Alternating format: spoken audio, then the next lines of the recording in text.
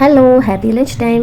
അപ്പോൾ ഇന്ന് കുറച്ച് ചിക്കൻ വാങ്ങിച്ചിട്ടുണ്ടായിരുന്നു കേട്ടോ. അതൊന്ന് പ്രിപ്പയർ ചെയ്യണം. അതിൻ്റെ കൂടെ നെച്ചോറ്, പരിപ്പേറി, പപ്പടം, അച്ചാർ, ഇതാണ് എൻ്റെ പ്ലാൻ.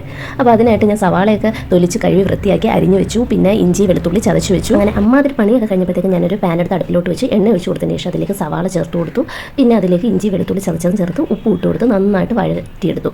അതിനായിട്ട് ഞാൻ നിന്നിളക്കാൻ വയ്യാത്തതുകൊണ്ട് ഞാനൊന്ന് അടച്ചു വെച്ച് ചെറിയ തീയിലിട്ട് ഒന്ന് വഴന്ന് വരാനായിട്ട് മാറ്റി വെച്ചിട്ടുണ്ടായിരുന്നു.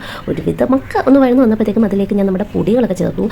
മല്ലിപ്പൊടി, മുളക് പൊടി, മഞ്ഞൾപ്പൊടി, ഗരം മസാല, കുറച്ച് കുരുമുളക് പൊടിയും കൂടെ ചേർത്ത് നന്നായിട്ടൊന്ന് ഇളക്കി കൊടുത്തു. ഞാൻ കുറച്ച് കുരുമുളക് പൊടി മാത്രമേ ചേർത്തിട്ടുള്ളൂ. ലാസ്റ്റ് കുറച്ചുകൂടെ ചേർക്കും. അങ്ങനെ ചേർക്കുമ്പോൾ ഒരു സ്പെഷ്യൽ ടേസ്റ്റ് ആണ്. കുരുമുളക് പൊടിയുടെ ഒരു ടേസ്റ്റ് ഒക്കെ ഇച്ചിരി മുമ്പേ നിൽക്കും. അതൊരു പ്രത്യേക ടേസ്റ്റ് ആണ്. എന്നിട്ട് ആ പൊടിയുടെ പച്ചമണമൊക്കെ ഒന്ന് മാറാനായിട്ട് ഞാൻ എന്താ ചെയ്യാന്ന് വെച്ചാൽ തീ അങ്ങ് ഓഫ് ചെയ്തിട്ട് അടച്ച് വെച്ച് കുറച്ച് നേരം ഒന്ന് വെയിറ്റ് ചെയ്യും കേട്ടോ. എനിക്കല്ലാതെ ചെറിയ തീയിലിട്ട് ഇളക്കിക്കൊണ്ടിരുന്ന പച്ചമണം പോകുന്നതൊന്നും എനിക്കറിഞ്ഞൂടായിരുന്നു. ഏതാ പച്ചമണത്തിൻ്റെ സ്മെല്ല് എനിക്ക് സത്യം പറഞ്ഞാൽ അറിയത്തില്ല. അതുകൊണ്ട് ഞാൻ ഈ ഒരു പരിപാടിയാണ് ചെയ്യുന്നത്. അപ്പോൾ പിന്നെ പേടിക്കേണ്ട, പൊടി കരിഞ്ഞു എന്നുള്ള പേടി വേണ്ട എനിക്ക്. എന്നിട്ട് ഞാൻ ചിക്കനും ചേർത്ത് കുറച്ച് തക്കാളി ഇങ്ങനെ അരിഞ്ഞ് ഡിസൈൻ പോലൊക്കെ വെച്ചതിന് ശേഷം അടച്ച് വെച്ച് വേവിക്കാൻ വെച്ച് കൊടുത്തു. അതിന് മുന്നേ ഇച്ചിരി വെള്ളമൊക്കെ ചേർത്ത് കൊടുത്തിട്ടുണ്ടായിരുന്നു. അതവിടെ വേവട്ടെ. അപ്പോഴത്തേക്ക് നമുക്ക് ഇപ്പോഴത്തെ അടുപ്പിൽ നമ്മുടെ നെച്ചോറ് സെറ്റാക്കാമെന്ന് വിചാരിച്ചു. അതിനായിട്ട് ഞാൻ 2 ഗ്ലാസ് അരി ഇട്ട് കൊടുത്തു.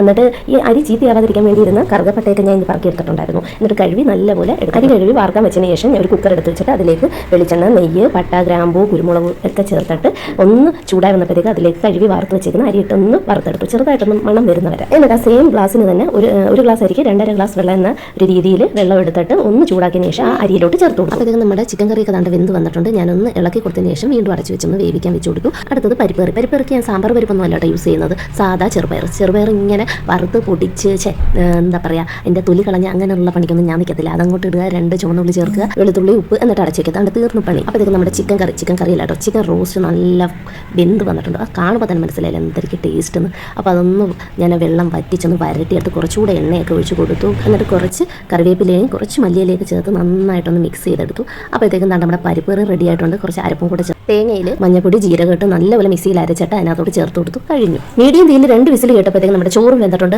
വെന്ത് കഴിഞ്ഞപ്പോഴത്തേക്കും ഞാൻ അതിലേക്ക് ക്യാരറ്റ് അരിഞ്ഞതും കറിവേപ്പിലയും മല്ലിയില ഒക്കെ ഇട്ട് കൊടുത്ത് ഞാനൊന്ന് മിക്സ് ചെയ്ത് ചോറ് താണ്ട് ഒട്ടിപ്പിടിക്കുന്ന പോലെ തോന്നുകയാണ്. അതൊന്ന് ചൂടൊക്കെ മാറി വരുമ്പോഴത്തേക്ക് നല്ല സെറ്റാക്കി ഇട്ടിട്ടുണ്ട് കേട്ടോ. അപ്പം അതിൻ്റെ കൂടെ ഞാൻ ഇച്ചിരി കാഷ്യൂനട്ടും കൂടെ ഒന്ന് വറുത്ത് അതിനകത്തോട്ട് ചേർത്ത് കൊടുത്തിട്ടുണ്ടായിരുന്നു. അങ്ങനെ ഇന്നത് ലഞ്ച് പ്രിപ്പറേഷൻ ഒക്കെ കഴിഞ്ഞിട്ടുണ്ട്. ചോറ് നല്ല തണുത്തപ്പോഴത്തേക്കും കണ്ടില്ലേ കറക്റ്റ് സെറ്റായി കിട്ടിയിട്ടുണ്ട്. നല്ല ടേസ്റ്റ് ആയിരുന്നു കേട്ടോ. അങ്ങനെ ചോറും ചിക്കൻ റോസ്റ്റും പപ്പടവും പരിപ്പേറിയും ഒരു നാരങ്ങ അച്ചാറും കൂടെ സൈഡിൽ വെച്ച് കൊടുത്താൽ എന്താ ടേസ്റ്റ്.